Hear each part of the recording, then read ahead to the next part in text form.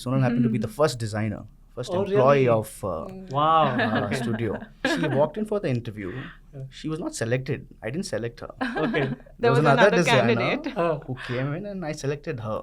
Okay. So she was from JP Nagar somewhere. I'm not sure. It's pretty far from where our office was. And she Yeah. accepted the offer during the interview. And when I interviewed her, I was like, I'm sorry, not selected. Right. Okay. The designer, This is crazy. This is crazy. the candidate whom I selected, she went back home and she said, sorry, Aniket, I can't make I it was the because of the second distance. choice. Traffic. Because of the distance. So all of the credit to this goes, as always, to Bangalore traffic. 3, 2, 1. Go confidently in the direction of your dreams. Live the life you have imagined. And the only way to be truly satisfied is to do what you believe is great work. Courage is not doing things in the absence of fear. Courage is doing things despite the fear. Growth comes from consistent action. And you're realizing, hey, I'm not the only one with these problems. Welcome to another episode of the BYOB podcast. I'm very excited to have Aniket and Sonal with us today from Studio IPSA. Thanks so much for making the time and coming over. Thank you so much for having us. here. Wow.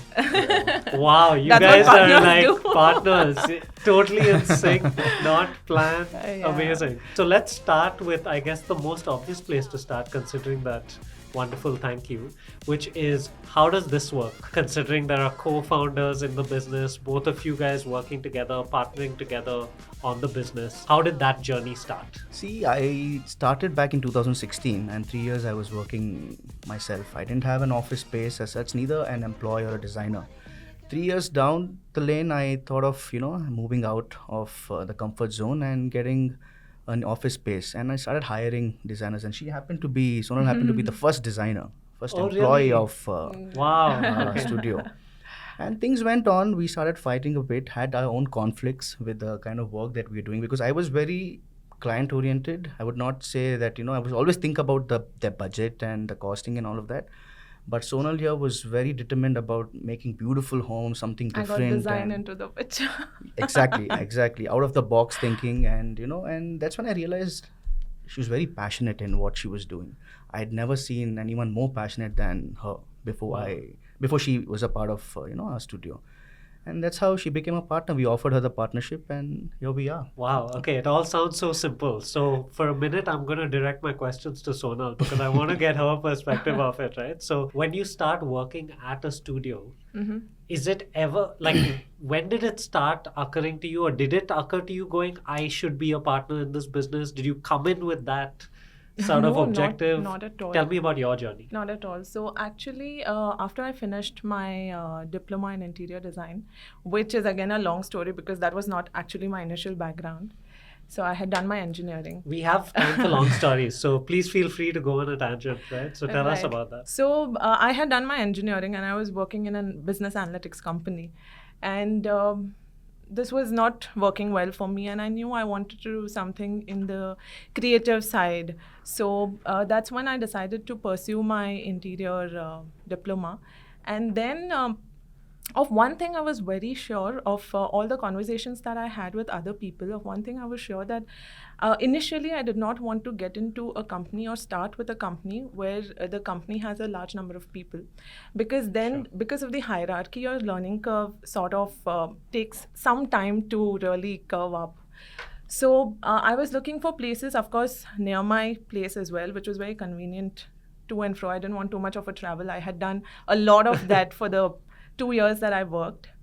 So I was looking for opportunities, and then I came across UNI Designs. IPSA was called UNI Designs before. So I came across UNI Designs, and I just happened to walk in for the interview. And there was nothing in my mind. Only thing that I really walked in with was I want to learn. So now when it's a company with lesser number of people, I think the kind of visibility into different processes that happen, because the industry has a lot of processes. So we have a lot of things that we need to look into. So that was the only goal that I came in with. And no, partnership was never the thing. I think it was also because we both are of the same age group that I didn't really have the boss kind of a feeling or that kind of a setback. But we really actually gelled in well. We became good friends, and then there were disagreements, there were arguments, but I think they were all very constructive in a way that our visions were aligned, that we wanted to take this forward. Sure. So Yeah, and I think when it we very organically grew. took the office space, of course, she was passionate in whatever she was doing. And at the same time, I really wanted to expand, the scale up or something, where I could just look into maybe other aspects of the studio or the business. And, she could just look into the designing part of it. And that was possible only if I have a partner on board. Because me doing everything was just a limitation of, sort. Yeah. So I think everything fell in place. Yeah, it just very organically happened. Nothing was really planned. So how long did it take from employee to... I think 4 to 6 months. 6 months. Wow. What? Yeah. So Wow, like that's he- crazy. like I he was not mentioned- expecting that as the answer. I know Wow, that was rather quick. So like he mentioned that I was the first designer. So the equation was also sort of different. Yeah. And we were pushing each other, and I was talking all designs and he was talking about business development. And then one fine day when he just approached, I took my time to think of it because I was here to learn. It was something that I was just starting off. Yeah. This was a completely new industry and a completely new line for me. So I took some time, but then I think this is the way to go because there's a lot to learn from him. So I don't really I haven't worked with bigger firms. I don't have those kind of design mentors as such. Sure. But he has been one for me. Wow. Wow, you guys are just so nice to each other. I feel like part of the podcast should cut to like Just hidden turn the camera. cameras off. Turn the cameras off, and then you'll see. So you make it sound so... Yeah, obviously I had a limitation, so I had to get a partner on board. But it all happened within 4 to 6 months. Was there no part of you going, oh, I started this, my baby... Like, did none of that happen? Because I feel like a lot of entrepreneurs struggle with that, right? Giving up a part Not of it. at all. In fact, Rashid, of course, I started the firm. It was like my other baby. But I don't know, what I had for her, the respect, and I really look up to her a lot. I've never seen someone so passionate. And it doesn't matter to me. 6 months into employment, she was a partner. She came across, let's rebrand. I was okay. She changed the logo. She changed the way our office, the website, everything looked, and I was completely okay. Because somewhere I knew it's going to help the firm. Yeah. I had that blind faith. I still have. Because, and that's how it is worked out for us. Having that belief in her, having that faith in her. So he puts it across very nicely. I came in, he knew but I think there was a very sharp business sense that he had that, if we have to scale up, we have to take it to the next Yeah, of level. course.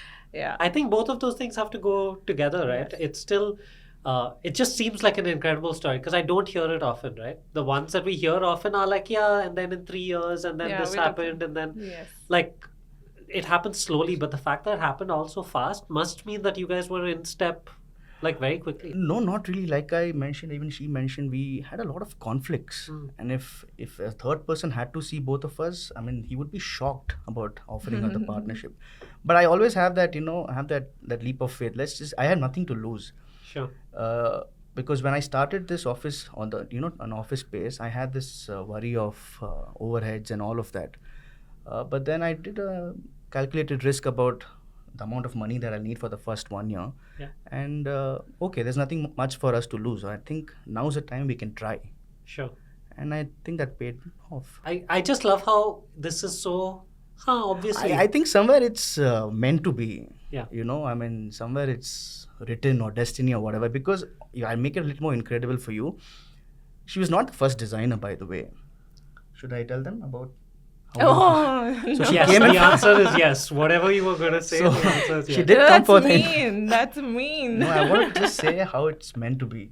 Right. So she walked in for the interview. She was not selected. I didn't select her. Okay. There was another designer candidate. who came in and I selected her. Okay. So she was from JP Nagar somewhere. I'm not sure. It's pretty far from where our office was. And she accepted the offer during the interview. And when I interviewed her, I was like, I'm sorry, not selected. Right. Okay. The designer, This is crazy. This is crazy. the candidate whom I selected, she went back home and she said, sorry, Aniket, I can't make I it was the because of the second distance. choice. Because of the distance. So all of the credit to this goes, as always, to Bangalore traffic. And then I'm like, okay, man, what do I do? I've taken up an office space, I have to pay the rent, I need a designer. Yeah. And then I called her up. I said, see, this is it. I Wow. think you can Okay. just join in. No, I don't think this is mean. This is like, you were right. It has made it more incredible, and it's written somewhere. Feels like it's screaming out. Wow, what a turnaround for you! Jeez. Yes, of course. Amazing. You talked about you guys have had a lot of conflict. Has the style in how you deal with conflicts change over time, or has it just always been the same? And what is that, right? Like, how do you deal with a conflict? What's the latest conflict you had? How do you deal with it? Conflicts, initially it's mostly about, how, see, when I started the first 3 months, I was always told, even by my parents, my grandparents, about the budget and all of that. And I'm not sure if you know that I'm not a designer or an architect by profession. So whenever a client came to us, I would just blindly go with the budget that he used to give us and not go above the budget that he had told me. But when Sonal came as a designer, obviously there were many things designer that she got which resulted in increasing of cost, but which I was not okay with. Right. I had this mental block, I can say, but we took that step ahead. So those were the conflicts initially. But after 6-7 months, I don't know, there was some kind of bond between, at least I felt that I had a very strong bond with her. You can call it friendship or maybe another level. But I had that thing that, just listen to her. Just listen to her and I think it'll work out for you. Be it your logo, be it the company name, be it the website, the way it looks, the interaction with client. Rashid, the process that we have in our studio today is all because of her. I mean, it's all her, I can say. So I think somewhere even last week, 3-4 days back, we had a conflict.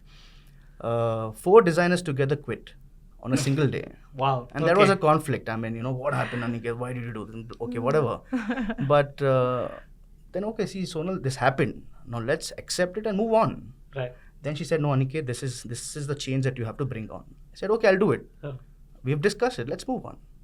So the easiest way for me to conflict is listen to her. She's right most of the times. So you just listen keenly. Yes. You accept. You implement. You move to the next. But at the back of my mind, I also do this risk calculation. You know how much Got it. we have to lose. If it's a little less to lose, let's go ahead with it. Yeah. If it's a major thing for us at stake, then we have a conversation. Do you play poker? I don't. I know. feel like you need to get into this. Okay. But also don't blame me if suddenly things go wrong and you lose. The reason I'm saying this is like every time you're talking about how you make a decision is exactly how I think about making a decision with poker, right? It's always about risk and return and nothing else, right? Like that's the decision. I feel like that's Just going with the intuition. Yeah, it's come out so much in this conversation. Do you feel what he says is right? That you And there I do want a eventually, conflict. I have a conflict again. Initially, yes, we had a lot of design-related conflicts because I was a designer initially and he was the boss. So we always had those kind of conflicts. But then later we started understanding and we started learning together. Like he said, he wasn't from the same background and I was new to this background. So we started learning together, and in the process we realized that there's a lot that we both want to achieve. So that's when our visions and our goals were starting to align. And then the conflicts sort of reduced there. Those kind of conflicts reduced because then he also started thinking in terms of design. And I must say that I at least had a slight bit of a diploma exposure, but him coming from a completely different background, the way he has notched up to where we are now, it's incredible. So those kind of conflicts were there, but then there were other business-related conflicts, or they were not conflicts, but they were just probably slight disagreements. Sure. Yeah. But we made sure that we brainstorm about it, we discuss about it, and then we shed our egos and do what's right for the company. Yeah. And I think that's why this partnership even worked, because if he is A, I'm Z, If he's North Pole, I'm South Pole. We both are completely opposites. We are very different personalities, extremely different personalities. He can be calm in the mid of a storm, but I can't be that. I get ruffled very easily. So we are very different, but I think why this partnership worked is because our intention was one, which was taking the company forward. It's come up like a few times in this conversation that your background is not in interior design architecture. So my question is not about what your background is. My question is, how the hell did you start in interior design? Why did you start in it? How do you go from not having a background to saying this is what I want to do and getting started? Because I can't imagine doing that in any industry. No, so how it started was I had no other option, honestly. I was, after working in a pharmaceutical industry for 9 months, I switched into real estate sales and marketing. I was heading the sales and marketing for 4 years there. Okay. And while making sales, I had to, talk to the clients about where the sofas would be, where the kitchen cabinets would be, to make that Got sale. it. Okay. And during that is when I understood, or maybe when I thought, that this is something I like. But I was still working as a sales manager there. But I quit thinking that, I had to work on weekends and it was not working out for me. And I didn't want to work on weekends. And if I had to start something myself, this was the only thing I knew. Got it. Right. And then I took that leap of faith. I got in touch with a designer who used to design all the homes that I used to sell there. So first project was with him. I did a partnership with him. Got it. Like, I'll get you a client and, and you do the designing and execution. And that's what happened. And when he did that, I used to literally be on site because my plan was to start a studio myself. So I was literally on site with the carpenters, learning everything about it. And the softwares, on Udemy, I took those courses about creating a website. The first website was done by me, and which she changed. So that's how I didn't have an option back then. So that's when I started this. Got it. I didn't know where I'll reach. I had no clue, but then I had to start something. So something was better than nothing. I took that leap of faith and I think another big change, apart from, going from just you to you and Sonal superpowering the business, another big change is changing the name of a business, right?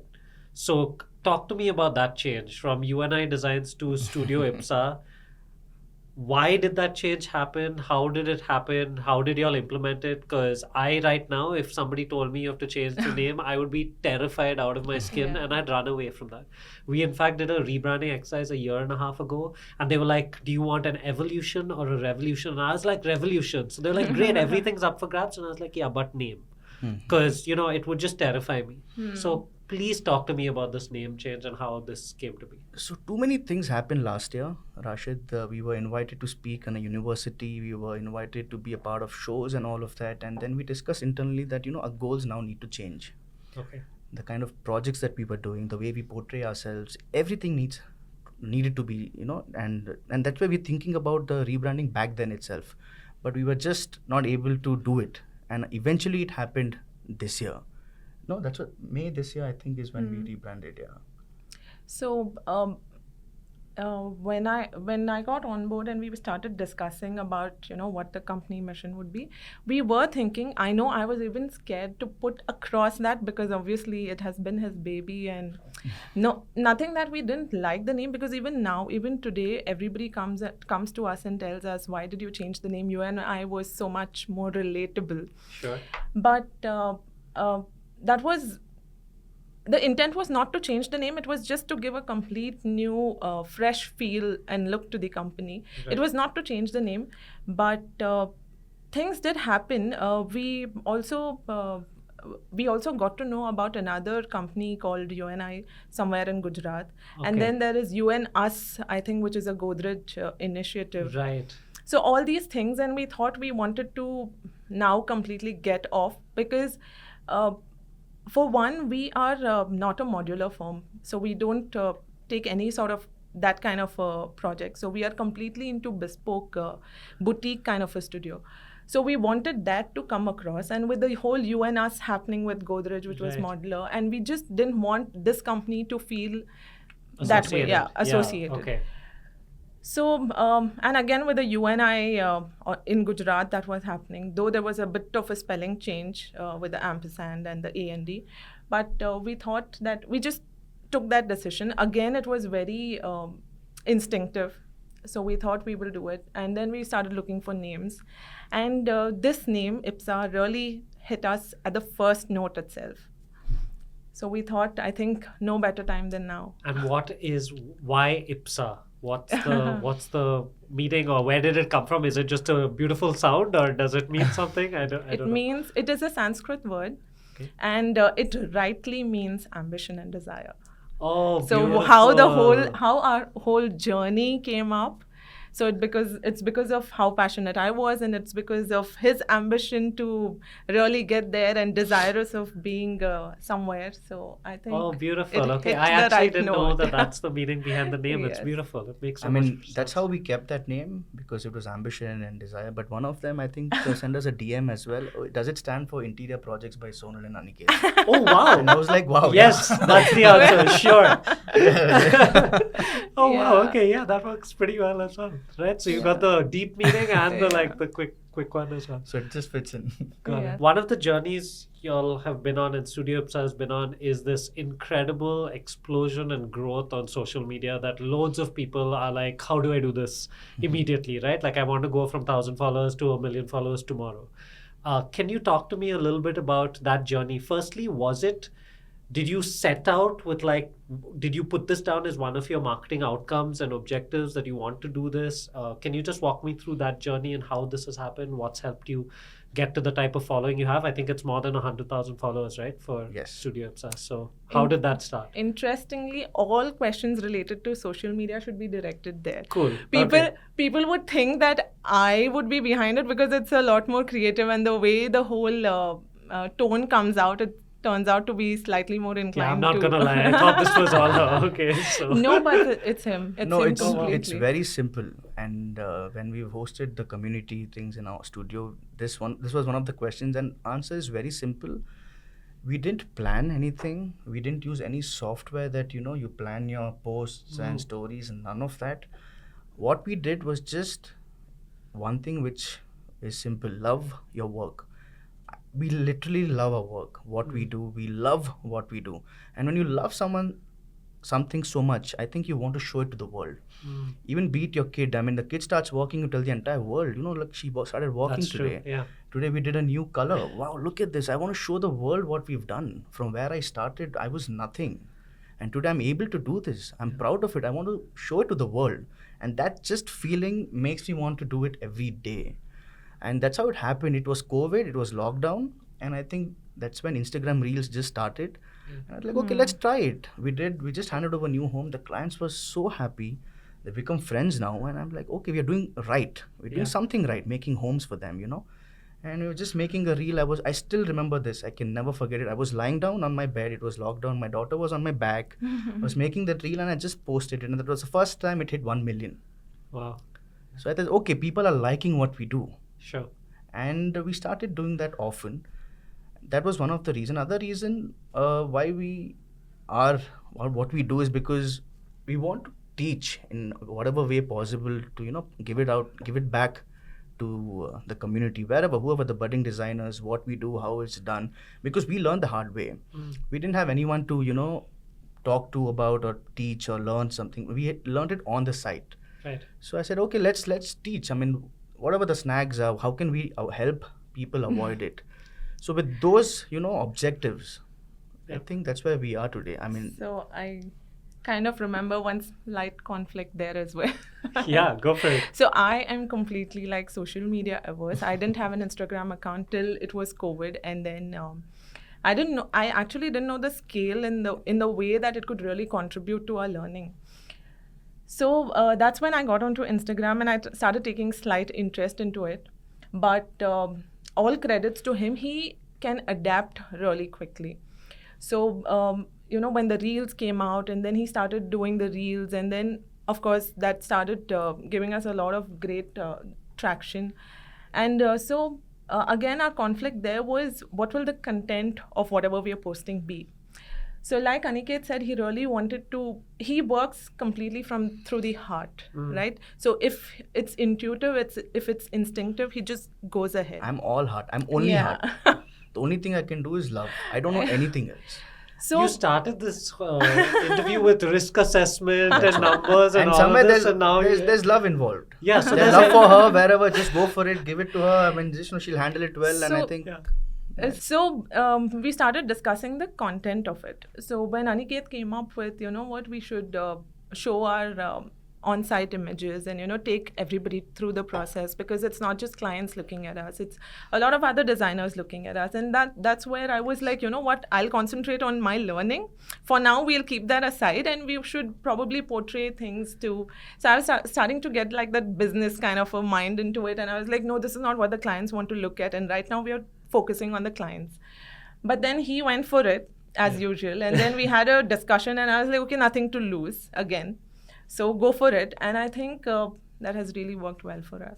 Oh, I love how all of these questions, the answers are, it doesn't feel like here are the 18 steps to get this right, to resolve conflicts, to get Instagram right, etc. There's just a couple of core guiding principles to each of them. And then you just figure it out along the way as long as those are. Exactly. Yes. I Would mean, that be fair? we did fail. We did fail. I mean, we didn't succeed, I would say. We didn't fail. Your stories, your Instagram and all of that, there were times where Instagram account got hacked. Things like that. Those challenges, a post didn't perform well, we didn't get the traction, but then we wanted to learn. How do we get over this? So we used to follow these other creators and all that. They had some tips and all of them. So we constantly keep learning how to adapt. Now the broadcast channels or maybe threads and, the YouTube shorts, what is in the Pinterest. So we want to be there. We want to show our work to the world. I know we've talked about lots of different aspects of your journey, and so far all the journeys have led to a really good place, right? So I want to get into a little bit of the dirty stuff, the stuff that hasn't sort of worked out. So I want to understand for how big is your team, for example, right now? Right now, including us, we are 8. Okay, so 8 of you, right? So you've not just gone from it's just you've brought Sonal in, partnering the business, 8 people in the team, etc. Going great guns on Instagram. What is not going well? Like, where are you finding challenges in your business right now? And the reason I'm asking is because I feel like every business has challenges. And sometimes when people are looking up to you, it sometimes feels to them like, oh, everything must be going right. And it's just not true. So what are a couple of challenges y'all are facing as a business that you're trying to figure out as we move? I mean, every aspect is a challenge. Be it hiring people, be it That your would be one biggest. your overheads, be it getting clients. There's challenge everywhere. So let's zoom into like a top challenge. So you want to pick like one I think challenge? one would be getting a great team on board. Sure. That is one big challenge. So we have a lot of things coming into us, but then our hands are full. Got it. So we want to increase or expand the team, but then finding that right candidate who is as passionate as we are. Because everything is not rosy. So there are times when you really have to, it's like a battlefield and you have to go for the kill. And so we need people with the same kind of mentality who understand this and who really want to grow. So this is not just going to be like a sidekick sort of a business that I'm learning interiors, it's all nice and it's creative and cutesy stuff. But it's big. It's a big deal. It's business towards the end. So getting people who are like-minded like that's becoming a bit of a challenge. And why do you think it's a challenge? I think Just it's that because people of- aren't as passionate, or what? No, it's because of the education system. What Okay, they teach in the let's colleges. go. What about the education 4 years, system? Rashid. 4 years of interior designing. I mean, I don't know what they're teaching. I'll be as blunt as possible. They're not teaching them what is going to be needed when they're out on the field. So what do they come with, and what's the gap? No, I mean, they know they'll use a software to create maybe a cabinet or something, but they'll not know how do you make it, if it's actually you can make it on site or not. Whether Got it's it. So they feasible know or how to not. do it Yes. on. Okay, so laptop warrior. Yes. I can figure it out here. That's I can't it. go beyond. You see this table here, okay, you can create this, but you will not know how thick this needs to be, what are the materials involved, the costing, the business aspect of it. Doesn't work So out like that. it's not all easy as it looks, right? So it's not just about good looking interiors, but there's a lot of processes that go behind, and I think they are not prepared for it. So then it hits them hard ki, this comes with such a big responsibility, because anything going wrong on site is actually costing us money, Yeah. right? It can't be redone that quickly. It's not that easy. It's not like origami. It's real things going on site. Yeah. So I think that's the gap that's happening when at least it comes to people who are new or who are just 1 year, 2 year old. And also I think it has, I think it's also to do with the whole modular kind of an aspect that's coming in, that people are just designing through a certain software, through certain standards, but when it comes to bespoke, which we are doing, Right. where we are building to suit a certain audience or a certain client. So that's where the gap comes, as to they are not technically sound. Got it. So then it becomes too much of a pressure on them, ki, I need to know this, I need to know this, I need to interact with this vendor, that vendor, and get all things going. Yeah. And that comes as a big pressure, and that's where I think they succumb. And so as you're going through this process, and I feel like the problem, I understand it better now. But in terms of now how Studio IPSA reacts to this, what is your criteria when you hire someone? Is it that they are able to understand what's behind a laptop and what it goes in reality? Yes. So what's the what is the top 3 criteria of becoming like a Studio IPSA team member, and how do you go about assessing those things? For starters, that's one key. We need to see whether they can bridge the whole design aspect and the technical gap that they have, whether they are technically sound. That is definitely the first and foremost thing that we are looking at. And then second is, because of the kind of industry that we are in, and we are not doing only design management, we are doing a complete project management. So end to end, we are looking into the design, and we have our own team, execution team. We are not working with third-party contractors. Got it. So we are looking at the process end to end. It's not just the design that we are rolling out and then the contractors are taking it over from there. We are looking at it end to end. So that's something that we need to look at, whether they'll be able to adapt to it, and whether they have the passion for it to actually learn, or they're just coming here because they want to do some pretty designing. And so how do you find this stuff out? Okay, let me tell you where this question is coming from, okay? I feel like across creative industries, whether it's interior design or any other creative industry, entrepreneurs want to build passionate teams who can get the job done. And one of the places where they find a challenge is, how do I assess whether this person is actually passionate, apart from asking them, are you passionate? How do I assess whether they can see something in a laptop and think about the thickness of the table? How do you guys actually assess this stuff before they come in? Is there like a assessment day or test, 1 month probation? Like, what's Yes, your sort of process? That's So we why have a it is. 3-month probation period, and that's when Okay. we actually assess. And creativity, yes, that's one of the aspects that we look into, but also problem solving. You'll have to be able to solve problems, how independent you are.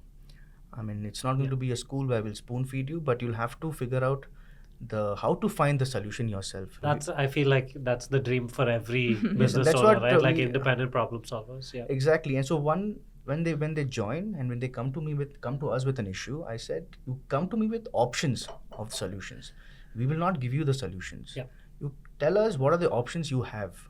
You can resolve this, and we'll just tell you which is the right way to do it. But we don't expect us to give you the solutions always. So first 3 months are good, sometimes even 6 months. One of the designers who's working with us more than 1 year, we actually understood her caliber after 8 months. Okay. And she was fantastic after that. So sometimes it takes time. We have to have that leap of faith. It's okay, give her that time.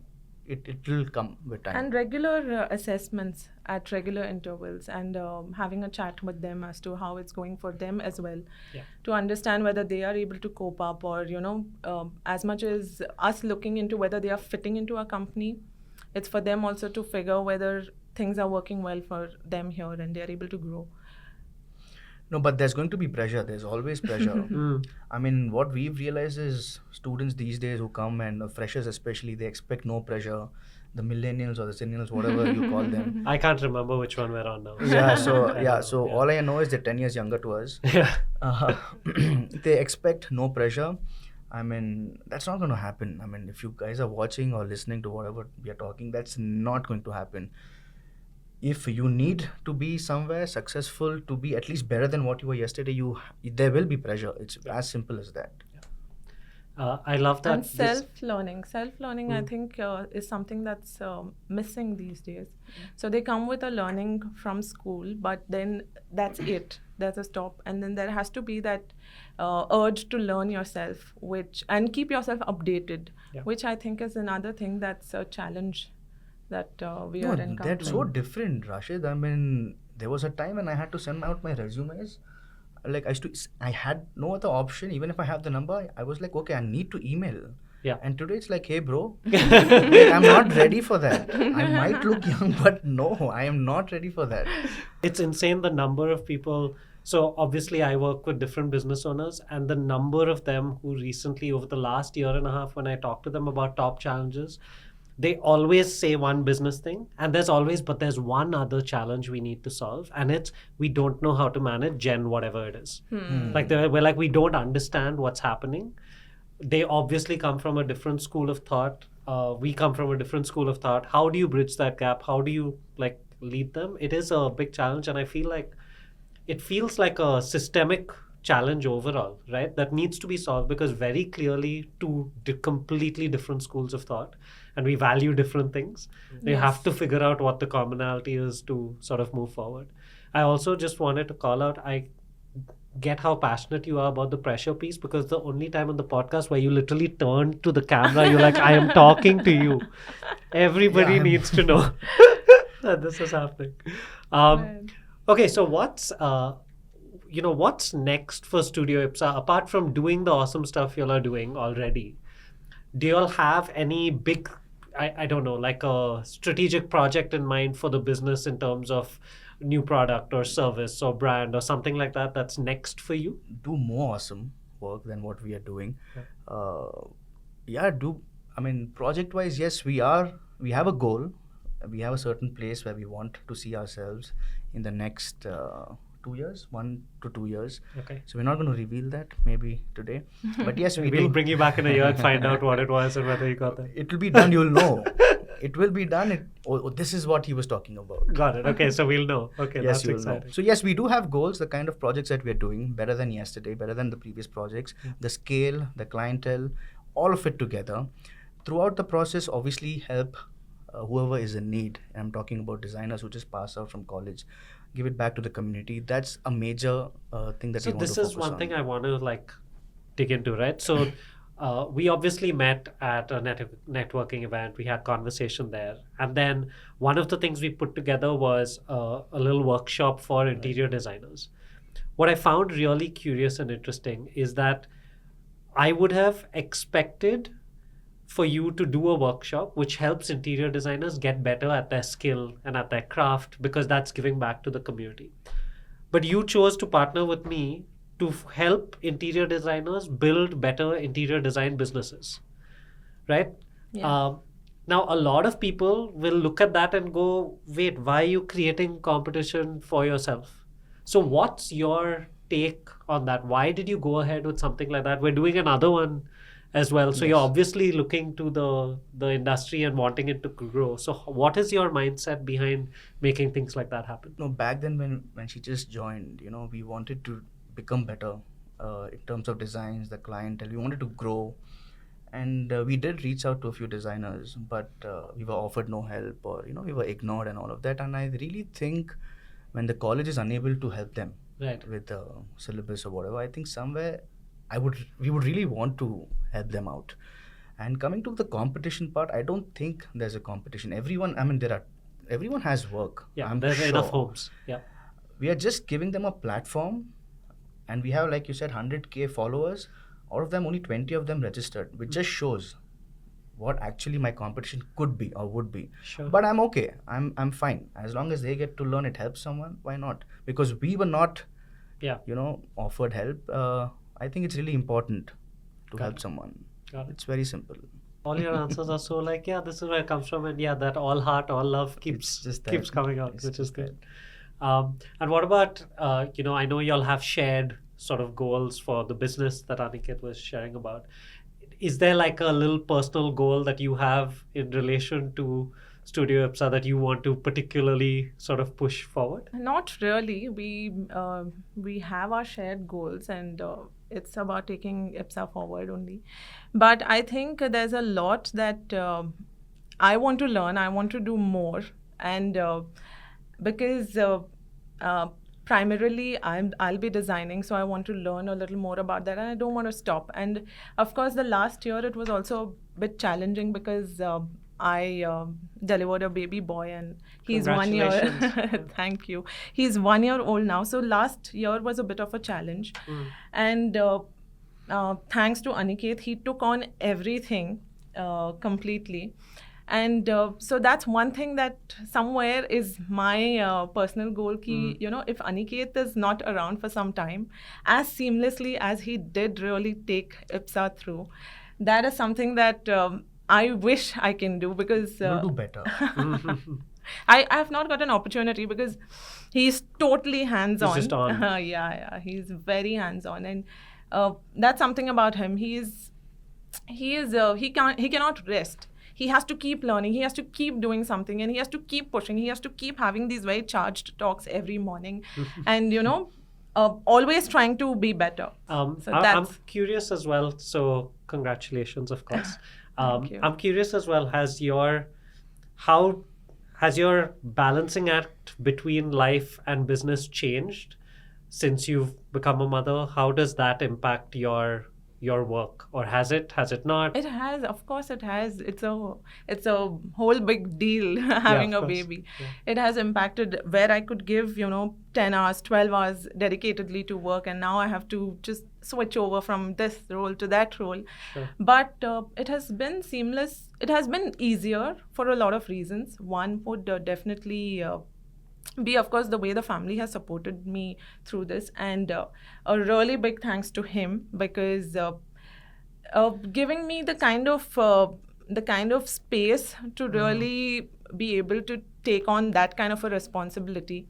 And plus my son Avik and they're just a house on fire. So even if I get him to office, so he handles him, so like he gets a break from work, I get a break from the baby, and it's a win-win. Nice. So it couldn't have been easier without him supporting me. And there are still times when he actually sits and makes my to-dos.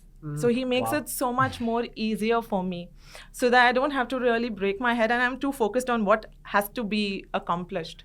And that becomes so much more easier with a baby around. You can't really concentrate on everything. And Sure. I have a bit of a FOMO for not being around. Right? So when anything happens, so he used to list down things, today this happened, so that I don't feel out of place. Yeah. And that's I sweet. don't feel like I don't have any context. So him noting things down, this happened, him making to-dos for me, what, today you accomplished this much work, and then that pressure is off you. Yeah. So that kind of a support, of course, was amazing to get me through that phase. But like you've been saying, it's actually very simple. I have that intent of Studio IPSA being somewhere, and I'll do whatever it takes for us to get there. Yeah. If she's absent, I'll get it done. If I'm absent, she'll get it done. But we need together or individually to just do it for us to be there. I'm not going to change the goal. Yeah. I cannot. I will not. With or without you, we need to be there. Even if both of us are not there, someone has to Get do IPSA that. there. Yeah. It's very simple. And everything, I think, works around that. Yeah. Every few months I do like a strategy session for like the entrepreneurs and things like that, and that's one of the points I keep trying to drive home, that we shouldn't be moving forward from the circumstance you're in. You should be working backwards from what is your goal, and that's very, very hard, right? So it's great that you've got this like blinding clarity, and I'm sure that filters across the organization. But I feel like entrepreneurs find that hard because you will have all of that and you'll feel good about your goal, and then you'll hit traffic and a client complaint or whatever it is, and suddenly you just get sucked into that world. So for both of you and for the team at Studio IPSA, what gets you back focused on the goal? Is it just perennially there, or No. do you bring it back? And if so, how do you bring it back? It's these power talks by him always, continually, every day, like every week, and we're just getting together and he is again reminding us. So there are times when, of course, I had this, and there were times when I'm like on the verge of giving up. I'm like, you know what, it's getting too much for me. So then that kind of a motivation and inspiration that's coming from him, you know what, don't forget why you came here. Don't forget what happened the first 6 months and how much passion you had and you knew where you wanted to be. And even for the designers, it's not only me as a partner, but even the team as such, the way he drives the team towards achieving what we want to achieve. So I think that's where he really comes through. No, it's not this positive always, where we have a goal and we want to be there. It's like a roller coaster ride. I must say it's a very lonely journey at times. You know, you feel very lonely within, and there are times when you are deep down in the pit, and it's very difficult for you to get back to what it was. So what I personally do is I talk to a few people who really think, okay, we've done something special, something different. I talk to my parents, and they have told, when they tell us, what you've done, look at what you've done. And I talked to a few other people, Sonal and few other friends, and that's when I realized, okay, you need to get out. There have been lows, like talking to a psychiatrist and all of that, but I think the want to get out of it, to go there, to take Studio IPSA there, that want is what has helped us. And when you want that, again, like that becomes a goal, immediate goal, that you want to get out of it, and you do whatever you have to do. It's getting better, obviously. Yeah, no, thanks so much for sharing that vulnerably, because I think a lot of people will think that, oh, great, so neither of you have to deal with the loneliness thing that entrepreneurs normally do because you have each other. So it's really, I think, thank you so much for sharing that is not going anywhere. Just like that pressure isn't going anywhere, that's not going anywhere. So it's about how you sort of figure that out and get out of the funk each time, right? True, thank you. Okay, we've talked about a lot of stuff about both of you, the business, the amazing things y'all are doing. I'd like to sort of dial down the intensity a little bit and do a fun little segment we call Jaldi with Jigsaw. So it's just rapid fire questions. No deep explanations. No, I'm telling this more to myself than to you because I tend to go on a tangent. So no going deep, just rapid fire, whatever you think is your answer, whichever, and the same question goes to both of you. Okay? All right. So each of you needs to answer that question. Right. Are we good? Yes. Who is your biggest cheerleader? Sonal. I have the same answer. It's him. Yeah, now you have to have the same answer. You mean yourself? Same answer that it's you. Oh. Okay. Similar Awesome. answer. Okay. If you had to say as an entrepreneur, you have one superpower, what is your one superpower? Planning, strategizing. Okay, planning and strategizing. I think being able to absorb a lot of things, what I see around, and then trying to use that into our business. Got it. Okay. So Keeping eyes wide open. Yeah, and patterns and saying, okay, Yes. how this relates to this. Wow. Awesome. Okay, got it. Beautiful. Okay. What was the last show you binge watched? One Piece last night. One Piece? I've not heard of it. Yeah, it was last I'll night. check it out. Thank you. Nothing. You Nothing. don't binge I watch. No, don't- this is no. not true. You don't binge watch any shows. No, I No, do she not. doesn't. I do not. Now, obviously, if I get the time, I spend that with my baby, whatever time Right, I get. there's a big difference. And Okay. even before, I think it was always about learning, and because Man, you're making me feel really bad about my choices. no, it was always focused. Whatever time I used to get, and I don't watch any shows. No, Okay. I do wow. not. You've saved yourself a lot of time on that front, at least. Anything that's related to maybe interiors or business or something like that, but no time pass kind of shows or. Wow. Okay. I'll be rewatching Friends again this weekend. What is, according to you, the best part of being your own boss, being a partner in a business? Taking the responsibility of everything and everyone. Wow, you enjoy that the I love most. that. Okay, got it. The freedom of trying, Hmm. which couldn't have been possible if you have somebody that you're accountable to, or you have to really report to. Got it. And what's the toughest or worst part of being a partner in a business? A close watch always. I don't have an answer for that. That is the correct answer. Well done. You've sidestepped that landmine that I put out there. So well done. What do you think is the one decision you made? Like a decision you can think of that was the toughest decision you've had to make across this journey so far? Any tough decisions that come to mind? One was changing the name, I think. Rebranding. Yeah, Aniket's like every decision was easy. I just went with my gut. No, Yeah, I told you, like, he's like this calm in the midst of a storm. No, I think I mean, it was not tough. We had to do it. I get very paranoid. I get very, very ruffled. But he's always like, हाँ ठीक है ये तो होता है. I mean, I Let's think it do was it. last week for me where I had to let go of 4 designers, 4 Yeah, employees. I think that was the toughest decision, but it was my mental peace versus the work deal. I mean, many other things. So I had to do it. I mean, I had to be okay with it. It was tough. 2-3 days later, obviously we were figuring out how do we do it, but honestly, I was at peace. Got it. So I think that was the toughest decision I can think of. Yeah, for sure. If you were starting out day 0, okay, so today is day 0 and you're starting Studio IPSA tomorrow, so what would you tell yourself on day 0, just before day 1 to get started? Any advice, question? What would you say? There is no substitute to learning. So if you have the passion for it, you have to keep learning and keep going. And I think that would be for me, it's just keep working hard. Got it. Just keep working. Nothing else. Just keep working and everything will fall in place. Okay, got it. Thank you so much. Well done with Jaldi with Jigsaw. Some quick questions. I'm going to also celebrate myself for getting those questions out there without a list. So good job, Rashid. Yeah, I know. Thank you. That came out pretty quick. Like, Yeah. I was like, this question. Okay, great. Thank you so much for sharing your journey with us. It comes across how y'all are so driven by the ultimate goal and that y'all are driven together. I think that's incredible that y'all are sort of aligned.